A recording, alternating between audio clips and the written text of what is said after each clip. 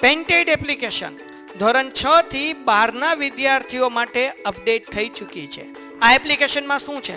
બધા જ વિષયના વિડીયોઝ છે. ગુજરાતની બેસ્ટ ફેકલ્ટી દ્વારા લાઈવ લેક્ચર્સ છે. આઈએમપી પ્રશ્ન છે, ટેસ્ટ સિરીઝ છે અને ગુજરાતના તમામ વિદ્યાર્થીઓ સાથે તમે તમારી કમ્પેરિઝન કરી શકો છો. ગેમિફિકેશન છે અને બીજું ઘણું બધું. તો તમે એપ્લિકેશન ડાઉનલોડ ન કરી હોય તો ડિસ્ક્રિપ્શનમાં લિંક આપી છે. હમણાં જ પ્લે સ્ટોર ઉપર જાઓ અને એપ્લિકેશન ડાઉનલોડ કરો. ઘરે બેઠીને સરસ મજાનું ગુજરાતની જોરદાર ફેકલ્ટી સાથે ભણો, સારા માર્ક્સે પાસ થાઓ. શરૂ કરી દઈએ આપણું પ્રકરણ, જેમાં આપણે વાત કરી પરમાણુનું બંધારણ, તે ફલાણું ઢીકણું, અને અહીંયા સુધી આપણે પહોંચ્યા. બરાબર ને? ચાલો જો ફટાફટ રિવિઝન કરી લઈએ આપણે કે ભાઈ સૌથી પહેલી વખત પ્રયાસ કર્યો કોણે પરમાણુનું બંધારણ સમજાવવાનો? તો કે જે થોમ્સને. એણે કીધું કે ભાઈ પરમાણુ તો ગોળા જેવો છે. આ ગોળા જેવો છે એ ધન પદાર્થ છે, ધન પોઝિટિવ, અને એની અંદર ઇલેક્ટ્રોન છે એ એમ્બેડેડ એટલે કે વિખેરાયેલા છે. જાણે કે કેકની અંદર સૂકો મેવો, જાણે કે તરબૂચ, લાલ કલરના તરબૂચની અંદર કાળા કાળા બિયા. લાલ કલરનું તરબૂચ એ ઘન પદાર્થ પ્રોટોન, અને કાળા કાળા બિયા એ સમજો કે ઇલેક્ટ્રોન. એમ કરીને એણે કીધું કે ભાઈ પરમાણુ તટસ્થ છે. પણ આમાં બહુ મજા આવી નહીં, કેમ કે બાકી બધા વૈજ્ઞાનિકોએ જે પ્રયોગ કર્યા એ કાંઈ આમાં સેટ થઈ શક્યા નહીં. તો ભાઈ જે થોમ્સનને નોબેલ પારિતોષિક તો મળ્યો, પણ એનું પરમાણુ બંધારણ બહુ હાયલું નહીં. પછી વારો આવ્યો ભાઈ રુથરફોર્ડનો, અર્નસ્ટ રુથરફોર્ડ. અને રુથરફોર્ડે લીધી એક ગોલ્ડની ફોઇલ, એટલે કે એકદમ પાતળું વરખ, અને એની ઉપર ચલાવ્યો એને આલ્ફા કણોનો મારો. બરાબર, હાથેથી ન મારે, બરાબર, એના સાધનો આવે, આ તો ખાલી આપણે એવું કરીએ. બરાબર, તો આલ્ફા કણોનો મારો ચલાવ્યો. એને પહેલા તો એવી આશા હતી કે ભાઈ આલ્ફા કણો સોનારે ભટકાઈને આમ આમ આમ આમ આમ બધે જશે, પણ ક્યાંય ભાઈ ગયા નહીં. મોટા ભાગના કણો તો હહોરવા નીકળી ગયા. મોટા ભાગના કણો તો હોનાના ફોઇલ, ગોલ્ડ ફોઇલમાંથી હહોરવા બહાર નીકળી ગયા. કેટલાક થોડા થોડા આઘા પાછા ગયા. અને એમાંથી પણ 12,000 માંથી એક આલ્ફા કણ આમ ભટકાઈને આમ પાછો આવ્યો. કેમ? આમ ભટકાઈને આમ 180 ડિગ્રીએ પાછો આવ્યો, એવું જોવા મળ્યું. અને એણે એના ઉપરથી તારણ કાઢ્યું કે ભાઈ પરમાણુમાં મોટા ભાગની જગ્યા ખાલી હોવી જોઈએ. એટલે કે પરમાણુ પોલા ગોળા જેવો હોવો જોઈએ. જે વસ્તુ ભટકાઈને 180 ડિગ્રીએ પાછી આવી એને કંઈક સામે બહુ સખત પદાર્થ મળ્યો હોવો જોઈએ. અને એ સખત પદાર્થ એટલે પરમાણુનું કેન્દ્ર. સમજવા અહીંયા ધ્યાનથી, બરાબર? અને બાકીની હવે કોઈ કમેન્ટ મહેરબાની કરીને જોઈએ નહીં. ચાલો અહીંયા આગળ ફરીવાર આપણે અહીંયાથી શરૂ કરીએ. તારણો કે ભાઈ આ આલ્ફા કણના પ્રકીર્ણન, જો પ્રકીર્ણન, આવા શબ્દો યાદ રાખવાના. એના ઉપરથી કયા કયા તારણો રુથરફોર્ડે આપ્યા? તો કે ભાઈ આ તારણો આપ્યા, સાંભળજો. કે સોનાના વરખમાંથી મોટા ભાગના કણો વિચલન પામ્યા સિવાય પસાર થઈ ગયા હોવાથી પરમાણુનો મોટો વિસ્તાર ખાલી હોવો જોઈએ સાહેબ, તો જ એવું થાય, નહીતર થાય નહીં. ખૂબ ઓછી માત્રામાં કણો માર્ગમાંથી વિચલિત થયા, ઓછી માત્રામાં વિચલન થયું. એ દર્શાવે છે કે ધન વીજભારિત ભાર ખૂબ ઓછી જગ્યા રોકે છે. આપણે ઓલું સરસ એક્ઝામ્પલ દીધું કે દિવાલ હોય ને સાહેબ તો બધા પથરા ભટકાય જ તે, પણ ફેન્સિંગ હોય ને તો માંડ 1000-1200 એકાદો પથરો ભટકાય તો ભટકાય, બાકી ફેન્સિંગ વચ્ચેના ગેપમાંથી વયો જાય. તો એને કીધું ભાઈ ધન વીજભાર ક્યાં હશે? તો કે આખા ગોળામાં બહુ ઓછી જગ્યામાં ધન વીજભાર હશે. ખૂબ જ ઓછી માત્રામાં આલ્ફા કણો 180 ડિગ્રીના ખૂણે વિચલિત થયા, જે સૂચવે છે કે સોનાના પરમાણુઓનો સંપૂર્ણ ધન વીજભારનો ભાગ અને દળ પરમાણુની અંદરના ભાગમાં ખૂબ ઓછી જગ્યામાં સંકેન્દ્રિત થયેલું હોવું જોઈએ. ભાઈ પરમાણુની અંદર બહુ બધા ધન વિદ્યુત ભારો છે, પણ એ બધા ધન વિદ્યુત ભારો છૂટા છવાયા છે નહીં. એ બધા એક હારે અને ખૂબ ઓછી જગ્યામાં ભેગા થઈને રહેલા છે. આવું પરમાણુનું બંધારણ છે, એવું એનું કેવું હતું. બોલો, આટલા સુધી બધાને બેટા ક્લિયર થાય છે? જે વાત કરી એટલા સુધી ક્લિયર થાય છે? એટલે કે એના મગજમાં કંઈક આવું પિક્ચર હોવું જોઈએ સાહેબ, એના મગજમાં કંઈક આવું પિક્ચર હોવું જોઈએ કે જો સાહેબ, આ તો છે ને એ પરમાણુ, આ તો થઈ ગયો આપણો મોટો જબરો પરમાણુ. જે ખાલી ગોળો છે, જે ખાલી ગોળો છે, અક્ષરાબેન સાંભળજો, જે ખાલી ગોળો છે અને અહીંયા કઈક હેવી હેવી પાર્ટિકલ અહીંયા છે, હેવી પાર્ટિકલ અહીંયા છે, બરાબર. તો એટલા માટે આ બધા આલ્ફા કણો સાહેબ આવ્યા અને સીધે સીધા વયા ગયા, સીધે સીધા વયા ગયા. કેમ કે મોટા ભાગની જગ્યા તો ખાલી આ એક ઇમેજનરી પોર્શન છે, આ કઈ દિવાલ નથી, આ એક ઇમેજનરી પોર્શન છે. પણ જો કોઈ અહીંયા ભટકાણું હશે, જો કોઈ અહીંયા ભટકાણું હશે તો એ આમ ને આમ 180 ડિગ્રી ઉપર પાછો વયો ગયો હશે. કે ભટકાય એવું હું બોલું છું તો એ ખરેખર ભટકાતા નથી. તો ભટકાતા નથી તો એની વચ્ચે શું થાય છે કે જેથી એ આડા જાય છે અથવા તો પાછા આવે છે? ચાલો તમે કયો, ચાલો તમે કયો. કાલે મેં વાત કરી હતી કે ભટકાતા નથી, એ કણો ભટકાતા નથી, બરાબર. તો ભટકાતા નથી તો આ આલ્ફા કણો કેમ અહીંયા જઈને પાછા આવી ગયા? બોલો બોલો. અપાકર્ષણ. વાહ ભાઈ વાહ, વાહ જાનવીબેન, સરસ, બરાબર. તીર્થભાઈ, આર્યરાજભાઈ, સરસ. અપાકર્ષણ માનવભાઈ, જેટલા એ પણ જવાબ આપ્યો. ટૂંકમાં હવે બહુ વધી ગયા જવાબ, વાંચી નથી શકતો હું નીચે. પણ અપાકર્ષણ કેમ એવું થયું બેટા? સમજો કેમ એવું થયું. તો કે સાહેબ આ પ્રોટોન છે ને, આ પ્રોટોન એ તે ધન વીજભારિત છે. ઘણા બધા પ્રોટોન છે ને, કાલે આપણે વાત કરી હતી કે સોનું છે એનો પરમાણુ ક્રમાંક 79 છે, બરાબર. અને એનો પરમાણુ દળ એ લગભગ કેટલો કીધું તો આપણે? એની આજુબાજુ 190 કેટલો, આમાં નહીં હોય, આ પીડીએફમાં નહીં હોય, એની આજુબાજુ હશે. તો ટૂંકમાં અહીંયા ધન વિદ્યુત ભાર છે. અને આ જે રમરમતો આલ્ફા કણ આવે છે ને અહીંથી, એ પણ પોતે ધન વિદ્યુત ભારિત છે. અને આ ધન ધન એકબીજાની સામે આવે ને, આમ એકબીજાની સામે, એટલે ભટકાઈ ન જાય. સામે આવે, ધીમા પડે ધીમા પડે ધીમા પડે, ઉભા રહી જાય અને આ રિટર્ન થઈ જાય, જે હલકો હોય રિટર્ન થઈ જાય. સમજાણું? એટલા માટે આપણે અથડાઈ એવું બોલીએ, ઓકે 197 જે કાંઈ હોય, પણ ટૂંકમાં એ હેવી છે. સમજી ગયા તમે કે અહીંયા જે વસ્તુ જમા થયેલી છે ખૂબ વધારે છે આલ્ફા કરતા, બરાબર. ચાલો, તો આ વાત એને કીધી આપણને. અહીંયા ધ્યાન આપજો બેટા. આપણે ગઈકાલનું જે આપણે ભણીએ છો, નવું નવું તો બસ હવે શરૂ થયું.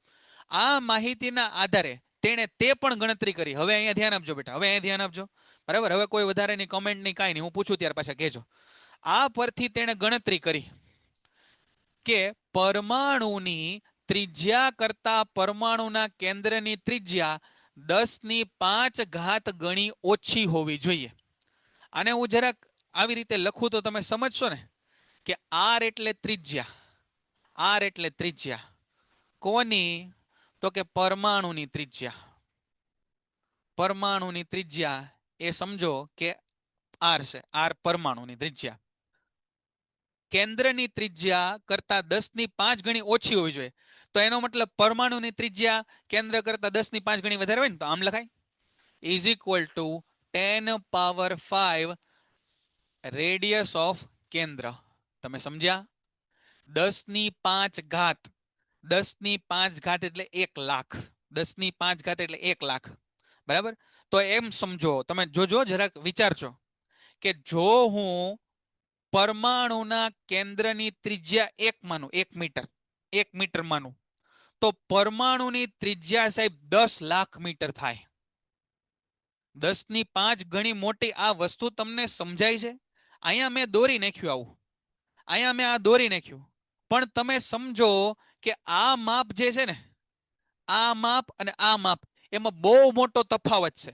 મેં એવું કીધું કે આ જો આ પરમાણુનું કેન્દ્ર, આ પરમાણુનું કેન્દ્ર, ધારો કે આ પરમાણુનું કેન્દ્ર, આની ત્રિજ્યા હું એમ બોલું ને કે 1 મીટર છે બેટા, આની ત્રિજ્યા હું 1 મીટર બોલું ને, 1 મીટર, તો પરમાણુની ત્રિજ્યા છે ને એ 1 લાખ મીટર થાય. 1 લાખ મીટર ઘણું મોટું કહેવાય, પણ દોરવું શક્ય નથી.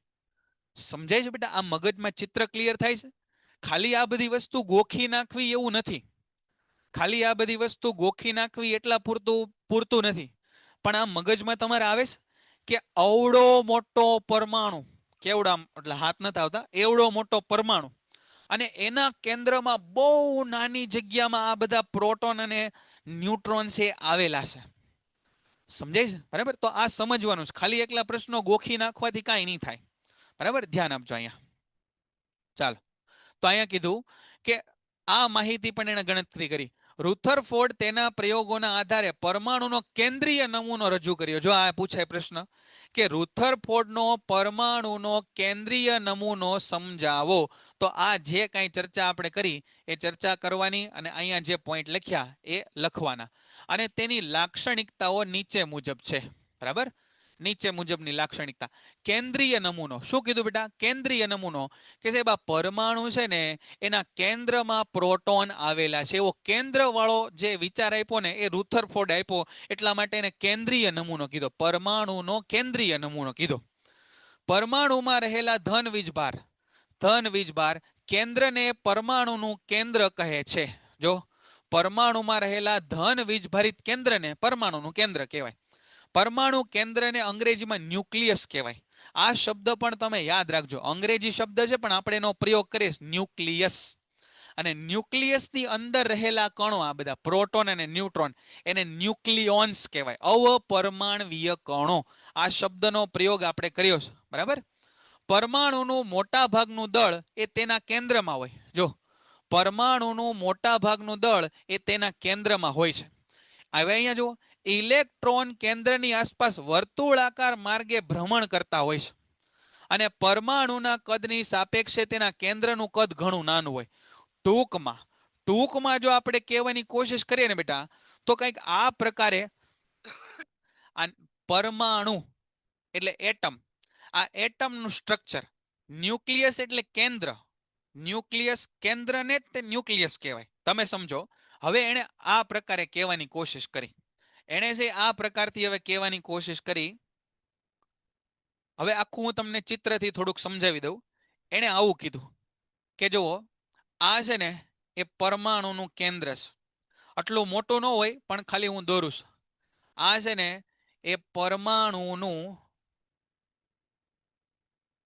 કેન્દ્ર છે, પરમાણુનું કેન્દ્ર. એનું જ નામ આપણે ન્યુક્લિયસ આપ્યું. ન્યુક્લિયસ, એનું જ નામ આપણે ન્યુક્લિયસ આપ્યું. જો શું કીધું અહીંયા જો, પરમાણુનું કેન્દ્રીય, આ જો લખ્યું પરમાણુનું કેન્દ્ર, એનું જ નામ આપણે ન્યુક્લિયસ આપ્યું. આ ન્યુક્લિયસ. અહીંયા શું રહેલું હોય તો કીધું કે સાહેબ અહીંયા ધન વીજભાર રહેલો હોય, એટલે કે પ્રોટોન રહેલા હોય અહીંયા. બરાબર. અને એની આજુબાજુ સાહેબ ઇલેક્ટ્રોન ફરતા હશે. એની આજુબાજુ આ રીતે કક્ષામાં ઇલેક્ટ્રોન ફરતા હશે. એટલા પણ હોય એ બધા ફરતા હશે. બરાબર. મોટા ભાગનું દળ અહીંયા હશે. મોટા ભાગનું દળ જે પરમાણુનું હશે ને એ અહીંયા હશે. આ બધા જે ઇલેક્ટ્રોન છે તેનું દળ અવગણ્ય છે. અવગણ્ય કોની સાપેક્ષે? કેન્દ્રની સાપેક્ષે. આવું કંઈક એને કહેવા માંગે છે. સમજાણું બેટા? બરાબર. જો બેટા, પરમાણુ એને અંગ્રેજીમાં કહેવાય એટમ. પરમાણુ એને અંગ્રેજીમાં કહેવાય એટમ. પરમાણુનું કેન્દ્ર એને અંગ્રેજીમાં કહેવાય ન્યુક્લિયસ. ન્યુક્લિયસ સ્પેલિંગ કદાચ સાચો ખોટો જે હોય. પરમાણુ એને કહેવાય એટમ. પરમાણુનું કેન્દ્ર એને કહેવાય ન્યુક્લિયસ. અને પરમાણુ કરતા પરમાણુનું કેન્દ્ર તો નાનું જ હોય, એટલે એટમ કરતા એટમનું સેન્ટર એટલે ન્યુક્લિયસ એ નાનું જ હોય. સમજી ગયા? અને આની અંદર શું આવેલું હોય? આની અંદર તો કે આની અંદર સાહેબ આવેલા હોય પ્રોટોન અને ન્યુટ્રોન. તો પ્રોટોન અને ન્યુટ્રોન, હજી ન્યુટ્રોન આપણા પિક્ચરમાં નથી આવ્યા, એ હવે આવશે. પ્રોટોન આવી ગયા આપણા પિક્ચરમાં, પણ ન્યુટ્રોન હજી નથી આવ્યા, પણ હું તમને મેં કહી દીધું. તો સ્વાભાવિક છે કે પ્રોટોન અને ન્યુટ્રોન એ એના કરતા પણ ટૂંકમાં કેન્દ્રની અંદર આવી ગયા તો એ ખૂબ નાના હશે ને. બોલો, અહીં સુધીનું બેટા ક્લિયર થાય છે? બરાબર. રેકોર્ડેડ લેક્ચર ને એ બધું મળી જશે. કદાચ કોઈને ન મળે કાંઈ તો તમે જે નંબર તમને આપેલો છે એમાં એક વખત ફોન કે મેસેજ કરી દેજો. બરાબર હશે. પેન્ટેડ એપ્લિકેશન ધોરણ 6 થી 12ના વિદ્યાર્થીઓ માટે અપડેટ થઈ ચૂકી છે. આ એપ્લિકેશનમાં શું છે? બધા જ વિષયના વિડીયોઝ છે. ગુજરાતની બેસ્ટ ફેકલ્ટી દ્વારા લાઈવ લેક્ચર્સ છે. આઈએમપી પ્રશ્ન છે. ટેસ્ટ સિરીઝ છે અને ગુજરાતના તમામ વિદ્યાર્થીઓ સાથે તમે તમારી કમ્પેરિઝન કરી શકો છો. ગેમિફિકેશન છે અને બીજું ઘણું બધું. તો તમે એપ્લિકેશન ડાઉનલોડ ન કરી હોય તો ડિસ્ક્રિપ્શનમાં લિંક આપી છે. હમણાં જ પ્લે સ્ટોર ઉપર જાઓ અને એપ્લિકેશન ડાઉનલોડ કરો. ઘરે બેઠીને સરસ મજાનું ગુજરાતની જોરદાર ફેકલ્ટી સાથે ભણો, સારા માર્ક્સે પાસ થાઓ. અંદર બધું હશે જ તે. ઓકે છે બેટા, ખબર પડી? તો આવું એને કહેવા માંગે છે, બરાબર? ચાલો ફરી પાછા આપણે અહીં આવી જઈએ. તો આટલી વાત એને કરી. હવે રુથરફોર્ડના પરમાણુ નમૂનાની કંઈક ખામી છે. હવે શું ખામી છે એ સમજજો હર્ષરાજભાઈ, અહીંયા સમજજો શું ખામી છે. આટલું કીધું. રુથરફોર્ડે કીધું કે પરમાણુનું કેન્દ્ર છે, એની આજુબાજુમાં પરમાણુનું કેન્દ્ર છે, એની અંદર પ્રોટોન છે, કેન્દ્રને તે ન્યુક્લિયસ કહેવાય, અને આ આજુબાજુમાં ઇલેક્ટ્રોન ફરે. હવે સાંભળજો, ફિઝિક્સનો એક નિયમ છે કે જ્યારે વિદ્યુત ભારિત કણ, સાંભળજો, જ્યારે વિદ્યુત ભારિત કણ એટલે કે ઇલેક્ટ્રોન હોય કે પ્રોટોન, જ્યારે વિદ્યુત ભારિત કણ છે ને એ ફરે ને, આમ ફરે ને, ગોળ ગોળ ફરે ને, ત્યારે એની અંદરથી એનર્જી રિલીઝ થાય. એની અંદરથી એનર્જી રિલીઝ થાય. અને જો એનર્જી રિલીઝ થાય ને તો ભાઈ આ એનો ફરવાનો જે કક્ષા છે ને એ ત્રિજ્યા ઘટી જાય. એટલે કે આમ ઘટતી જાય, ઘટતી જાય, ઘટતી જાય, અને એવું થાય કે તો પછી કેન્દ્ર આરે ભટકાઈ જાય. મેઇન આ ખામી હતી. એણે કીધું કે ઇલેક્ટ્રોન આજુબાજુ ફરે છે, પણ તમે અત્યારે યાદ રાખો અને ભવિષ્યમાં તમે સમજશો કે એવું શા માટે, કે જ્યારે વિદ્યુત ભારિત કણ ગોળ ગોળ ફરે ને તો એમાંથી ઉર્જા નીકળે. હવે એવું કેમ એ બધું અત્યારે હું તમને નહીં સમજાવી શકું, પણ તમે સમજો કે એવું થાય કે જ્યારે કોઈ વિદ્યુત ભારિત કણ એ ગોળ ગોળ ફરે તો એનામાંથી ઉર્જા નીકળે. એનામાંથી ઉર્જા નીકળે એટલે એની ઉર્જા ઓછી થાય, અને એની ઉર્જા ઓછી થાય ને એટલે જે પેલા આવડા મોટા મોટા રાઉન્ડ મારતો હતો ને રાઉન્ડ ઘટતા જાય, ઘટતા જાય, ઘટતા જાય, ઘટતા જાય, અને નાનું નાનું રાઉન્ડ મારતો મારતો છેલ્લે કેન્દ્રમાં આવીને ભટકાય. સમજો, બરાબર? આવું થાય. જેમ કેમ આ સૂર્ય છે, સૂર્યની આજુબાજુ પૃથ્વી ફરે છે, તો જો પૂરતી ઉર્જાથી, પૂરતા વેગથી પૃથ્વી ફરી ન શકે ને તો પૃથ્વી તે સૂર્યમાં જઈને ભટકાઈ જાય, એવું થઈ શકે, બરાબર? તો આવું થાય. આ એની મર્યાદા હતી. આ યાદ રાખજો. આ પ્રશ્ન પૂછાય છે. આ પ્રશ્ન પૂછાય છે કે રુથરફોર્ડના પરમાણુ નમૂનાની ખામીઓ જણાવો. રુથરફોર્ડના પરમાણુ નમૂનાની ખામીઓ જણાવો અથવા મર્યાદાઓ જણાવો. તો શું લખવાનું વાંચીએ આપણે. વર્તુળાકાર કક્ષામાં ઇલેક્ટ્રોનનું પરિભ્રમણ સ્થાયી હોવાની અપેક્ષા કરી શકાય નહીં. જો એને કીધું કે આવું ન હોય. કેમ? કેમ કે વર્તુળાકાર કક્ષામાં રહેલા કોઈ પણ કણ પ્રવેગિત થાય છે તે દરમિયાન તે વિકિરણ સ્વરૂપે ઉર્જા મુક્ત કરે. જો મેં તમને દોરીને બતાવ્યું કે તે વિકિરણ સ્વરૂપે ઉર્જા મુક્ત કરે. જો આ વિકિરણ સ્વરૂપે ઉર્જા મુક્ત કરે. આ રીતે પરિભ્રમણ કરતો ઇલેક્ટ્રોન ઉર્જા ગુમાવે અને અંતે કેન્દ્ર સાથે ટકરાય. અને જો આવું થાય તો ભાઈ બધા ઇલેક્ટ્રોન ભટકાય અને પરમાણુનો નાશ થાય. પરમાણુનો નાશ થાય તો દ્રવ્યનો નાશ થાય. તો આપણને આજુબાજુ કઈ જોવા જ ન મળે. પણ આપણે તો આજુબાજુ બધું જોઈએ છીએ અને બહુ સારી રીતે જોઈએ છે. એનો મતલબ ભાઈ પરમાણુ સ્ટેબલ હોવો જોઈએ, પરમાણુ સ્થાયી હોવો જોઈએ. આ બંધારણ એને જે આપ્યું એ તો અસ્થાયી બંધારણ બતાવે છે, પણ આપણે તો આપણી આજુબાજુ સ્થાયી વસ્તુઓ જોઈએ છે.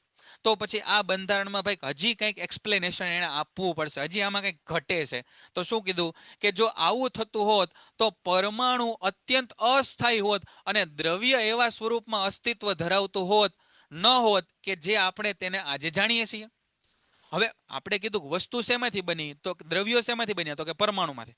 પરમાણુ શેમાંથી બન્યા, તો કે ઇલેક્ટ્રોન પ્રોટોનમાંથી. હવે ઇલેક્ટ્રોન જેમ ફરતા ફરતા નાશ થઈ જતા હોય, પ્રોટોન તેની હારે ભટકાઈ જતા હોય, તો આપણી આજુબાજુમાં કોઈ વસ્તુ રહે ખરા? પણ વસ્તુ તો છે, એનો મતલબ એનો નાશ થતો નથી. એનો મતલબ એને જે સમજાયું એમાં કંઈક ખામી છે. આ જે વાર્તા કીધી એ સમજાણી બેટા? તમને ખબર પડી? લખવા માટે તમારે આવા જ શબ્દોમાં લખવાનું છે, પણ જે હું તમને સમજાવવાની કોશિશ કરું છું એ સમજાય છે બેટા? તમને ખ્યાલ આવે છે? ખબર પડી? આ લેવલે કદાચ તમને ન ખબર પડે કે ઇલેક્ટ્રોન ફરે તો ઉર્જા કેમ મુક્ત થઈ.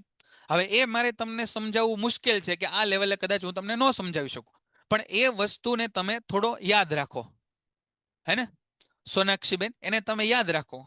ફરી વાર હું સમજાવું છું આ કે ભાઈ આવી રચના રુથરફોર્ડે સજેસ્ટ કરી. આવી રચના સોનાક્ષીબેન રુથરફોર્ડે સજેસ્ટ કરી કે કેન્દ્રમાં પરમાણુના કેન્દ્રમાં પ્રોટોન હોય અને ઇલેક્ટ્રોન આજુબાજુ ફરે. પણ ભૌતિક વિજ્ઞાન એવું કહે છે કે જો ઇલેક્ટ્રોન આમ ફરે ને તો એમાંથી ઉર્જા મુક્ત થાય, અને જો ઉર્જા મુક્ત થાય ને તો એની ત્રિજ્યા ઘટે, અને આ ત્રિજ્યા ઘટતા ઘટતા ઘટતા ઘટતા એ કેન્દ્રમાં આવીને ભટકાય. અને જો એવી રીતે ઇલેક્ટ્રોન કેન્દ્રમાં આવીને ભટકાયા રાખે તો પરમાણુનું અસ્તિત્વ રહે નહીં. અને પરમાણુનું અસ્તિત્વ ન રહે તો દ્રવ્યનું અસ્તિત્વ ન રહે. પણ દ્રવ્ય તો આપણી આજુબાજુ છે, આપણે દ્રવ્ય, આપણી આજુબાજુની બધી વસ્તુ દ્રવ્ય.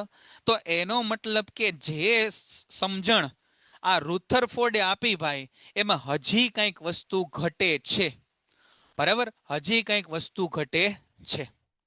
હા બરાબર. જે થોમ્સને કીધું કે ભાઈ ધન વિદ્યુત ભાર છે એ ગોળાની જેમ ગોઠવાયેલો છે, આણે કીધું કે ના, એ ગોળાની વચ્ચે છે. અને આ સચોટ માહિતી હતી. હજી આગળ એનો સુધારો આવશે.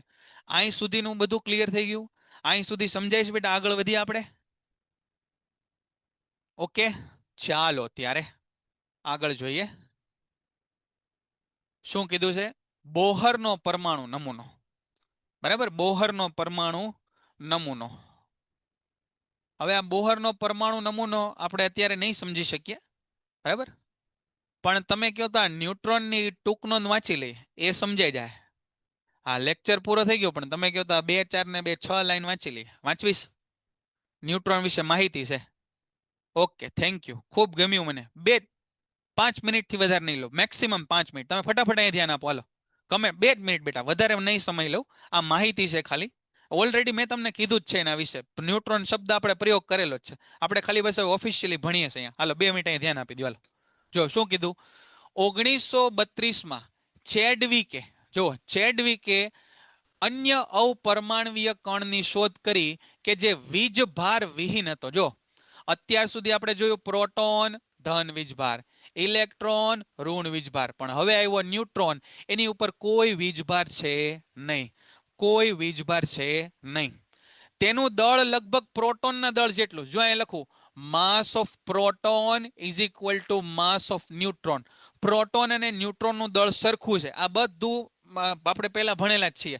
અને પરમાણુ ભાર આપણને તો જ ગણતા આવડેલું. 111 ની બધા દાખલા ગણ્યા હતા ને, આની ઉપરથી જ ગણ્યા હતા. આખરે તેને ન્યુટ્રોન નામ આપવામાં આવ્યું.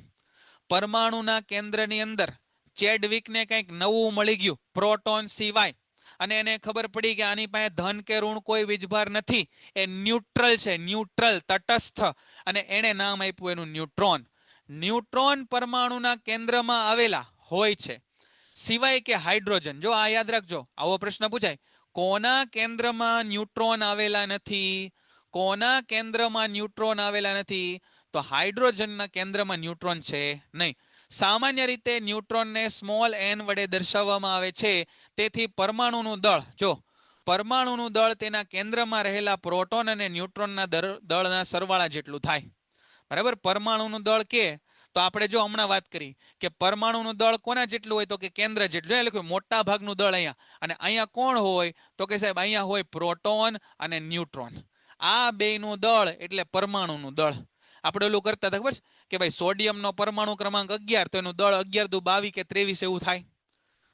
બરાબર, કાર્બનનો પરમાણુ ક્રમાંક 6, તો 6 ના ડબલ 12 એવું થાય. તો એ 6 ના ડબલ 12 કેમ થયા? તો કે 6 અને 6 આ સાહેબ, એટલે 6 ને ડબલ 12 થયા. એ પહેલેથી આપણે ભણતા જ હતા, પણ હવે આપણે સમજ્યા.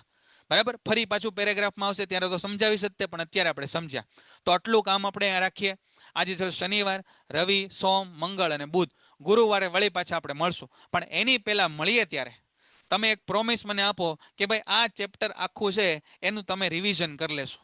આ જે ચેપ્ટર આપણે 1, 2, 3 પાના વાંચ્યા, અને આ ચોથું, બરાબર, ચોથું તો નહીં, 3 પાના થયા આમ તો. 3 પાનાનું તમે રિવિઝન વ્યવસ્થિત શાંતિથી લખીને કરજો. લખીને કરજો. બરાબર, પછી આપણે બોહરનો નમૂનો ભણશું. બોહરનો નમૂનો ફાઇનલ. બોહરની વાત આવે ને એટલે પૂરું. બોહરે જે આપ્યું એ જ હવે આપણે સ્વીકાર્યું છે. બરાબર, તો આટલું કામ આપણે રાખીએ. All the best, good night. બરાબર, હા પૃથ્વીબેન, પછી તમે ક્યારેક સ્કેચ બનાવજો. બરાબર ને? અત્યારે આપણે સવાલ જવાબ પાકા કરી લઈએ. ગુડ નાઇટ, જય Hind, all the best. Painted application ધોરણ 6 થી 12ના વિદ્યાર્થીઓ માટે અપડેટ થઈ ચૂકી છે. આ એપ્લિકેશનમાં શું છે? બધા જ વિષયના વિડીયોઝ છે.